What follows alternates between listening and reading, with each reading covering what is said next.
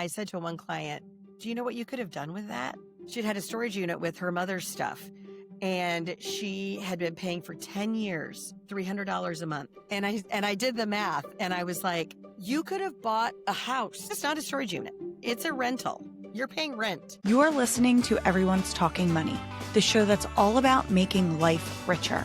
Whether you're here to grow wealth or finally feel in control of your cash, you are in the right place.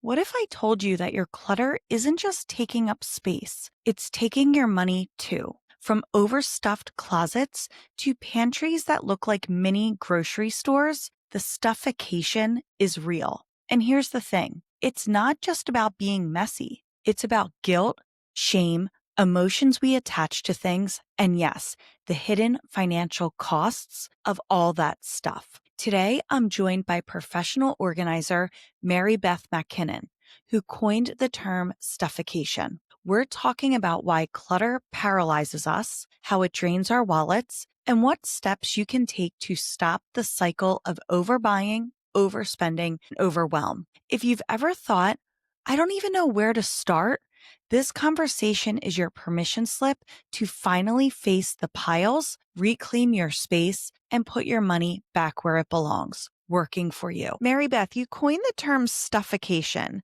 Can you explain what this feels like for people and how it goes beyond just having too much stuff? Yeah, it's that feeling when you have your house is so full and you're so overwhelmed that you can't even move forward because you think that you need more and more and more, but really it's just holding you down. Like it's not letting you actually live because your house is just so stuffed with stuff and it basically suffocates you. Like because you can't focus on the things that are really important to you because you just have too many things in your way to be able to focus on the good stuff. Does everyone have a different threshold of their stuffication? Could one person's stuffication be someone's comfort and kind of maximalist? Absolutely. Absolutely. Like I'll go in some houses and some people are perfectly comfortable with, the level of clutter that they have. And then other people want to just get rid of it all. It just sort of depends on who you are and, how a lot of it's how you've grown up. A lot of it is a lot of people feel comfort in the things that they have. A lot of people are incredibly sentimental and the things that they have bring them like nostalgia and just make them feel good inside. And so that's where we have a lot of hard work to do around. You say that it makes you feel good, but yet your house is overwhelmed and you want to get rid of it. So we have to do a lot of work around the emotions that surround it. What's kind of the phases that people go through maybe before they call you to help, right? Because it's not as if Yeah. I can't believe that someone would wake up one day and go, I have too much stuff. I'm calling Mary Beth to help me, right? There's phases of it. So how do we know when our stuff becomes too much or what are we feeling during this process? And how long do you see that it usually takes? It's a lot of overwhelm. Like people get to the point where they're just sort of paralyzed. They can't do anything because of the stuff or just because of the disorganization and the clutter. Like they can't focus. They wake up in the morning and they look in their bedroom and they see clothes hanging over things and stuff all over. And it just brings them to a place of anxiety every day because they're overwhelmed. And so a lot of times people will try to do that on their own. They'll try to clean up. They'll try to organize. The thing about organizing and decluttering your home is that it always gets better or gets worse before it gets better. So you'll start somewhere, say in your closet, and you have to really bring everything out and look at it and make decisions on what you want to keep. But you'll get a humongous pile of stuff on your bed or wherever. And then if you try to do too much all at one time, then you make a huge mess. And then you're just like, well, screw it. I'm done. I can't do it anymore because that overwhelm takes over. And so that's what happens a lot of times is that people will try to do it on their own or they'll try to do too much at once and they get stuck because they don't know how to get rid of it. They don't know how to make the decisions. And then they don't know how to put it back and make it, function in the way that they need it to. What does this process look like when someone calls you and says, I need help, you come to their house. hmm How long does it take? What do you start with for someone that has some clutter or they have spaces of their house that they need organizing or they need to do some filtering? What are the first couple of steps you take with your clients and what do you recommend people to do? We will literally like, first thing I want to talk about is like, what are your goals? What's important to you? What are the places of your house that are causing you the most pain and suffering? Like, what are the places that you're just like, if I have to go in this room one more time and it looks like this, like I'm going to lose my mind. And so we start there. So oftentimes that is starting in a kitchen, in an area of the home that is very, very, that's used all the time, because that's usually where you get a lot of clutter just sort of, going. So we'll start in those places and then we'll just sort of figure out what the next steps are. And we literally go through. And now some people that hire me, they just want me to come in and do like a one and done. So they'll be like, my pantry is a disaster, fix it. And so I'll just go into their pantry and I will fix it. I will organize it. I will throw out expired foods that they're okay with me throwing out. But if it's somebody that has like chronic disorganization and a lot of stuff, like we have to do it together. Like I can't make those decisions for them of what they want to get rid of. So it's basically just picking the areas that are the real pain points and starting there and starting in little bitty chunks. Like we can't, I typically only work 4 hours at a time. So because for me, like physically, it's a very demanding job. So, you get really tired quickly. And for my clients, emotionally, it's a really demanding job. So for them to work more than 4 hours in this decision-making process, they're like done. They're spent. They can't do any more than that. When I've had to clean things out, whether it's my garage or my closet, yes, when you mentioned you have your bed and the pile of clothes on it, Hmm. I can feel that like my chest got I lost my breath a little bit because I feel that so much Hmm. because I've experienced it so many times where the saying, you have to crack a few eggs to make an omelet. Decluttering's no different. You have to make a Yeah. mess in order for things to come back cleaner. You start to get even more overwhelmed because I have all of this stuff. It's taken over my life. I now have to pay to have it removed. I've already Hmm. spent money on it. It's Yeah. emotional. I'm attached to it. I'm mad at myself that I let things get this way. There's so many emotions. And then it's like Yeah. you almost have to then you have to sleep in your house that night. Have you ever had clients go, I'm just going to go stay in a hotel room because I don't even want to be around it? I had one client who we were working in her house a few weeks ago and her air conditioning went out. And Oh she was like, no. I'm going to a hotel. I can't stay in this. But no, I haven't had anybody like actually just like bolt. Yeah, like I can't even be around this. It's too much. Let me come back tomorrow with a fresh perspective. But what are Yeah. the emotions you see people? Because I find, like I said, I'll get I'll get upset. I'll get mad at myself. How did I Hmm. spend this much money on it? What's the financial impact of clutter and stuff on us? So much, like so much is I've been in homes before where people have, subscribed to a bunch of things, a bunch of boxes, Bark Box, FabFitFun Box, weekly, monthly deliveries of whatever. And a lot of these delivery things, they get you in the subscription and then they make it really, really hard to get out of it and really hard to figure out like how to cancel it, how to, and so for a lot of people, they just get this stuff and then they forget about it. They order it.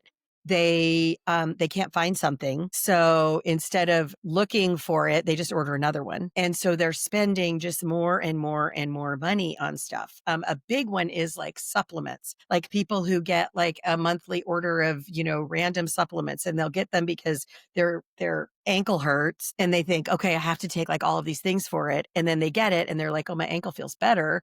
So I don't need to take it anymore. But then they forget to cancel the order. So it just gets, and then they get put in just piles and then they don't know what to do with them. And so it's just this sort of over and over. A lot of it too is that people will order a lot of stuff to try to organize their houses when they already have a lot of, you don't have to buy stuff to organize your house. Is it helpful? Sure. But you don't have to go empty out the container store. Like you probably have things in your own house right now that you can use to do that. So it's a lot of just trying to help them figure out that let's stop the shopping, let's stop the bringing in so that we can get control of what's here. Because if you don't stop the intake, you're never going to be able to completely get out of the cycle because it just keeps growing and growing and growing. You've mentioned pantries a couple of times. Do you Hmm. find that that's a pain point for many households? Are there Huge. pantries? Huge. What are some of the red flags that you see for your clients that their pantries are out of control? Excess shopping, but having a Costco membership when you're a family of two and buying, the bulk everything when you just don't need it, not consulting your pantry before you go shopping. And that's something I deal with my husband with all the time because he loves to grocery shop. He does almost all our grocery shopping. It's like his adventure every day to just like get out of the house and go to the store. But he doesn't always look to see what we have already and he'll just buy another one.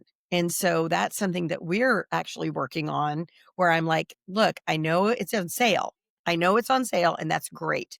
But if we already have two of them in our pantry, I don't need a third. Like you're just adding to the clutter in my pantry. So it's like consulting the pantry before you shop and then using things, and then buying when you've used the last one. So instead of just keeping all of this excess, like baking products, that's a huge one. Like people, they're like, oh yeah, I'm gonna go on a sourdough journey. I'm gonna do all the baking. And so they buy all the things and then they're like, that's kind of hard.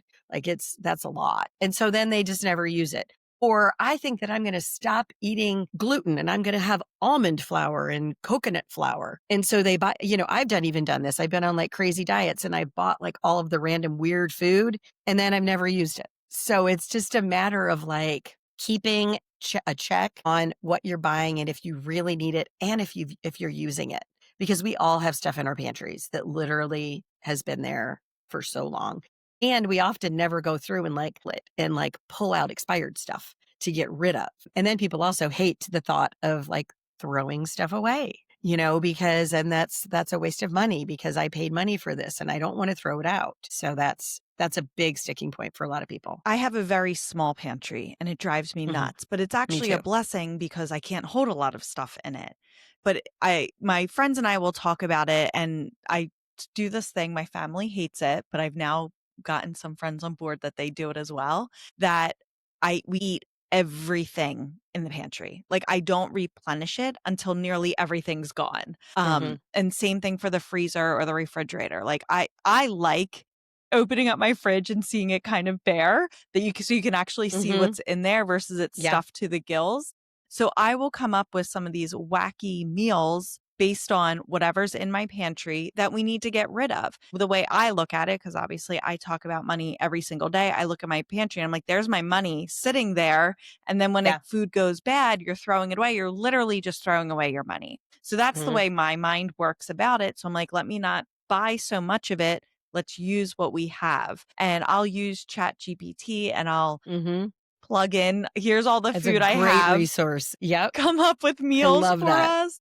And Hmm. some of them, when I'm up to my own devices, some of the meals are wacky, but guess what? We get fed or we're full and, Hmm. we move on and it's fine. So definitely using up what's in your pantry because it is your money just sitting there. When you throw it away and it's expired, you're just throwing your money away. Yeah.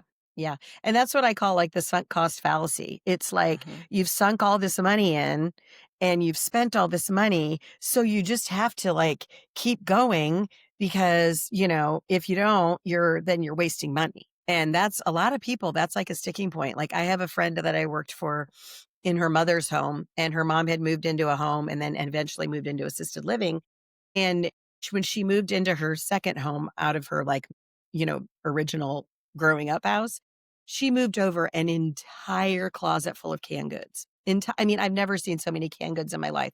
And they were all expired, with the exception of about maybe 40 cans. They were all expired and expired by like 10 years. But she had spent this money on it and she didn't want to waste the money even though she continued to go to the grocery store and buy new things of the same things that she had in her pantry that she didn't use. So it's like this, and that was a part of the, like, we didn't consult our pantry before we went shopping. And she couldn't get over the fact that she had spent all this money and she didn't want to lose the money, even though she was probably never going to eat the food. This cost fallacy, it's such a real thing. And I don't think we Hmm. realize we're doing it. And so it's like with anything, that shirt you bought that looked cute on the hanger, but you put it on and it's like, it's okay. I'll wear it. I already bought it. But and then it just sits in your closet collecting Mhm. dust. There's so many things that every day we don't want to get rid of because we spent money on it. Right. Right. And So much. so much. How can we kind of get over that? The money's already spent. By keeping it around, all it's doing is bringing us more stress, right? And Yep. clutter. But Yep.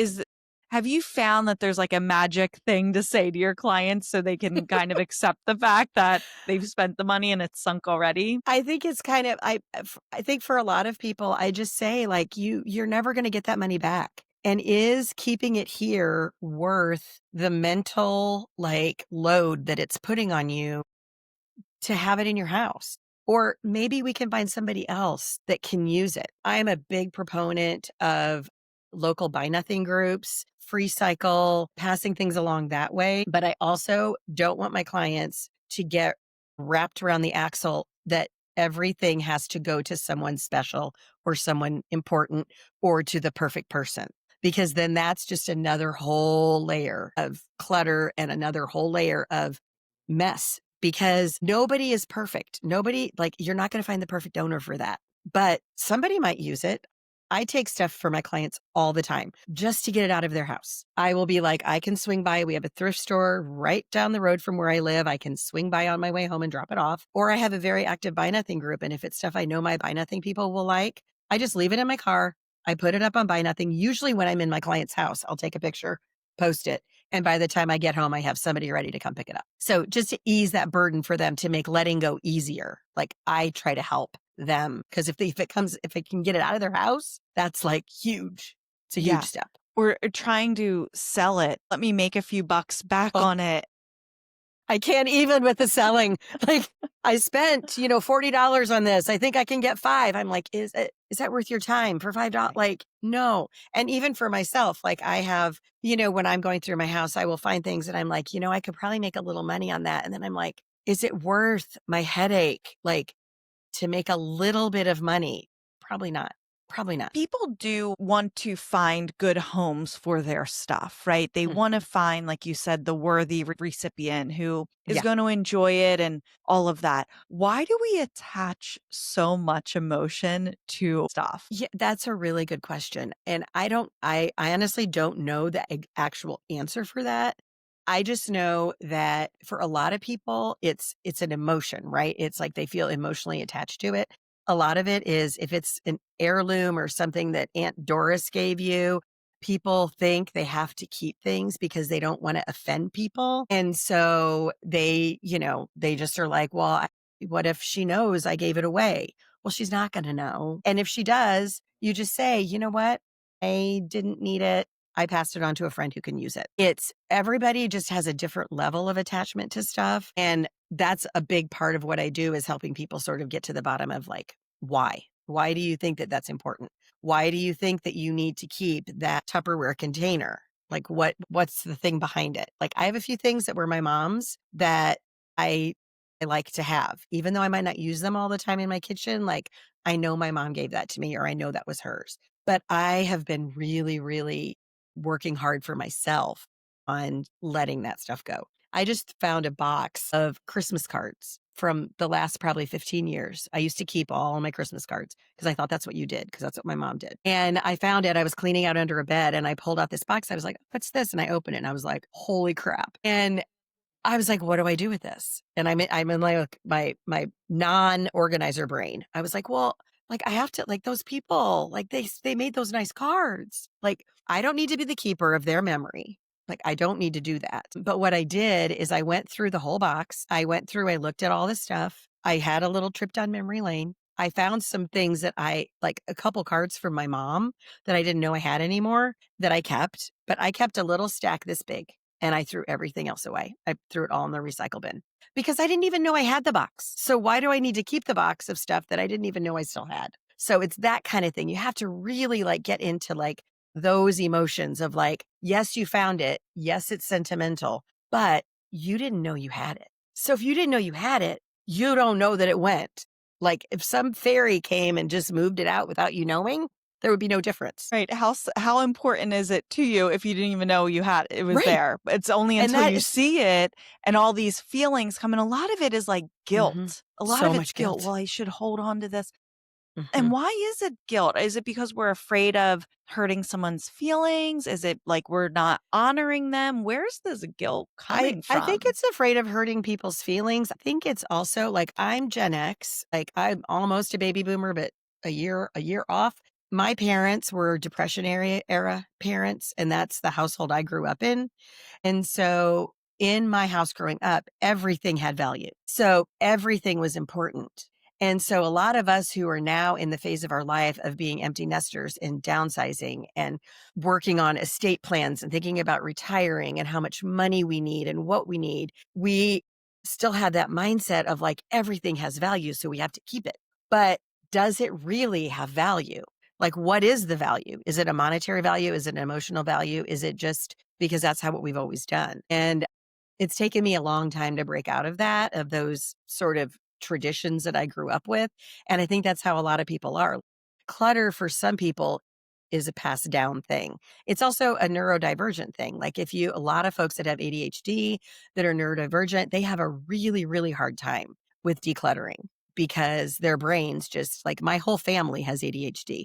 They don't think the way that I do about clutter. They don't see it really. And it also is hard for folks to get rid of stuff that don't have a neurotypical brain. So there's a whole lot that goes into all of that as well. You mentioned I work with my clients in 4-hour sessions. How Mhm, much of it is actually just sitting down and talking about everything, or do you talk as you're doing? We mentioned we assign feelings to our stuff, mhm. emotions to our stuff. We do the same thing with our money, right? So when I'm Yeah, working with clients, I'm understanding how they feel about money so I can make appropriate recommendations. It has to be similar with you. You just can't walk in and go, get rid of all of it, right? Because yeah, that's not no, going to be very productive. no, because they'll just buy more to replace it all. Yeah. We're sitting down and talking the whole time. Like we are working together the whole time. Unless I do have some clients that are like, just come clean out. Like, and then I'll come down after an hour and we'll just go through like, and they'll be like, yes, no, like they'll make decisions. I try to make them make like 3-second decisions. Like, you have 3 seconds. Do you want this? Yes. Can we donate this? Yes. Like that kind of thing. But we're constantly in conversation when we're working, which is the fun part of my job. That's what I love. I love talking to people. I was a communications major in college. Like that's the part that gives me satisfaction. And also it helps them to sort of figure out like, what am I doing? I didn't know when I got this job that I would be part therapist and part organizer, but it's a little bit of both all the time.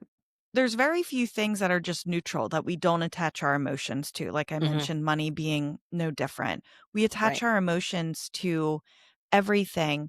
And why, when you're finished working with a client, are you coaching them to reduce the emotions we're putting on stuff? Or are we trying to get to the root of why are you slapping so many emotions or feeling so attached to your stuff? What's kind of the end goal with that? Because I feel like if we don't address the root issue of why are you putting all these emotions on things, there's just going to be new Right. things that we're putting emotions on. Yeah, and I think we definitely talk about that, but even more important than that is dealing with the emotions behind what cause people to over consume. So there is um there's so much overconsumption, especially in our country. And so my bigger thing that I work with people on is once we're done, which we're never done. Like I'm decluttering things in my house every day. But once we're done, I leave them with here, like, let's not order from Amazon every day. Let's take a day, let's put it in our cart, and then let's think about it. Let's not make snap purchases. Let's not bring stuff in. And if we bring stuff in, let's take one thing out. So I just cleaned out my closet. We went to Italy in May and I bought some new clothes, but I hadn't cleaned out any old clothes. So I always make a deal with myself. If I buy something new piece of clothing, one other piece of clothing has to go out. So I just went through a few weeks ago and did a closet clean out because, I hadn't done that yet. So it's basically helping people stop the intake, because if you don't stop the intake, you're never going to solve your problem. And then setting up systems for them in their homes to make it easy for them to keep things organized. So having a special place for their mail, having a place for, where you're going to put any paperwork you have, having where your pantry is organized, where things go, unpacking, putting stuff away, hanging up your clothes every time, making your bed in the morning, little things like that are going to help you once you have like habits. Those habits are going to help you continue to be successful because people don't want to live in clutter most of the time. And so when we set up systems for them that are going to make it work, that they can actually do them, that really helps. What are some of the emotions you see people have when it comes to why they do what they do, why they're buying what they buy or keeping what they're keeping? A lot of shame for people, a lot of shame, a lot of guilt. A lot of people, like some people buy stuff for other people. I was on Buy Nothing the other day and somebody posted a bag of toilet paper rolls and egg cartons that they had saved because they thought somebody might want to do a craft. They didn't have anybody in mind for the craft. They just wanted to save it for some random rogue person that might need a craft. And I'm like, don't save for a maybe. But there's a lot of people too. I do find that my wealthier clients are also ones that tend to overbuy and overconsume because they have the money. And so it's not necessarily for them, like it's easier for them to just rebuy than to have to find something and then also with, just reordering stuff and not really knowing where the money is going, it can be a big problem. So that's what I try to really get in there and help them stop doing that and stop spending. And I said to one client the other day, we were talking about the amount of money that she had spent on something. And I said, do you know what you could have done with that? Oh, it was a storage unit. She'd had a storage unit with her mother's stuff. And she had been paying for 10 years, $300 a month. And I did the math and I was like, Oh my- you could have bought a house. Like you were paying rent for your mom's old furniture. And so it's like that. And people don't think of that. Like I always, when people say they have a storage unit, I'm like, oh, so you're paying, you have a rental for your crap. Cause it's not a Right. storage unit. It's a rental. You're paying rent. You're paying rent for things that a lot of times it's stuff that we got from our parents that people don't know what to do with it. And they can't make a decision when their parents have passed because there are too many emotions involved. And then they just forget that it's there. And the bill just is auto pay, just keeps coming out. And it is the storage industry is like, I mean, if I were going to start another business, that would be the one because it's unbelievably lucrative. They can raise the prices anytime they want and people just sort of forget about it. And you go into these storage units and you're like, why? Why are we saving this? Boxes of papers that are, so that's when you really start to like add up the money of what you're spending. If you go back through and you just go through and audit your credit card statement of all the things that are coming out monthly, a lot of it is because people don't even know. They don't take the time to get rid of that kind of clutter. You go into offices and there are just papers and bills and they just don't know where their money's going. That's amazing. And you're right, the storage units, there's always a new one popping up and they are Always. lucrative and they're going to be Mhm. full. So Yeah, and I live in a metropolitan area and it's so expensive here for storage, like ridiculous. yeah, I mean, if you reframe the way I think about it, you're buying a house for your stuff. You're Mhm. buying a new place for your stuff to go. You're not storing it. It's a new place for your stuff to sit in and Yeah. you're paying rent on it. So using the example of, well, I've acquired a bunch of stuff from my Mhm. parents or deceased family members, and it's obviously a very emotional time. You're making a lot of decisions and all of that. Mhm. What do you do in a situation like that? Because getting a storage unit, it's like, all right, well, let's just put it here. We'll come back to it in a month. And that month never comes. It's months and Mm-mm. months and months and years later.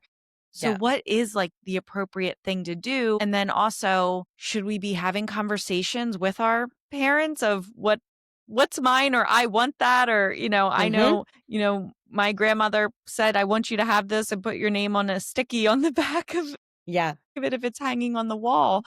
How Mhm. can we approach those conversations? Because I wonder if your client had that conversation with her parents, they would have said, just get rid of it, and it's Yeah. their own self-imposed guilt that they're putting Mhm. on. I mean, I've told my kids, I'm like, Please you don't have to feel, I mean, there are like 2 things that I would like to stay in our family that were like my father's grandfather, like, built this hutch that I would love to stay in our family. But I also have 2 boys. They're not very sentimental. So I don't expect them to keep it, but if they want it, like, here's the history behind it. Like, it would be fine. If you wanna paint it, fine, whatever, I don't care. But, like, but I only have, like, 2 or 3 things in my house that I would love to stay in my family. But if they don't, I'm not gonna be here, so I'm not gonna know. And there was an article several years ago, I think it was in the New York Times, it was called, the title of the article was, "Your kids don't want your brown furniture." Like, it's just like, and again, because our parents were Depression area, baby boomers, they had so much, like, the antiques and all of those things, like, they had very much of an attachment to them, and at the time, they did have value. A lot of it, doesn't have value anymore. I have a friend who had a ton of stuff from her parents in a storage unit. We're going through it, trying to figure out what to sell. She had taken pictures of everything, like unbelievably great pictures. I was going to try to sell some of it for her. I contacted, and this is a great resource too for folks, is to contact in your local area auction houses, places that deal with older things all the time, deal with antiques, all estate sales, that sort of stuff. So I called a guy that I work with and I was like, "Hey, I'm going to send you some pictures. Let me know what you think. Let me know what you think you can get for this stuff." And so he looked at it and he messaged me back and he goes, "I hate to tell you this, but if I could make a catalog of items that are literally not worth anything, it would be everything in that storage unit." And I mean, she had beautiful stuff. Like, her father had worked overseas in the government. He had acquired a lot of like really cool furniture and artwork and stuff from China and all over the place. But literally none of it was resellable. And so she took it all to the thrift store. She said, "I can't, like, if he is telling me this, that he can't sell it, I can't." And she's a very pragmatic person. So for her, it was a little bit easier. But she said, I got to get out of the storage unit and I don't have the bandwidth to try to sell it and have somebody come over and pick it up. And so she let it go. And so, sort of a long story short, like, helping people realize that they don't have to, that the memory is not in the item of their parent. It just isn't. Take a photo of it, remember it as you grew up with it. That's fine. But one of my big focuses right now is working with people my age who are empty nesters, who are starting to think about downsizing, and helping them clean out their houses so that their kids don't have to be burdened with making those decisions, because it's a really hard burden to put on your child when they're grieving your loss, the loss of you, and then they're having to go through and deal with all your crap. And then they just get mad because they get annoyed that you left this mess for them. So I don't want to leave a mess for my kids like my mom did. Like, I'm uninterested in that. Like, no. That's the Swedish death cleaning, right? Yeah. Is that, yeah, that Yeah. I was reading about that and it really is fascinating. And it is such a gift you can Mm-hmm. give your children and your loved ones, is to think about it. And no one likes thinking about this stuff, right? But just like we get our finances together, we buy life insurance, you mentioned estate planning, we do all Yep. of that.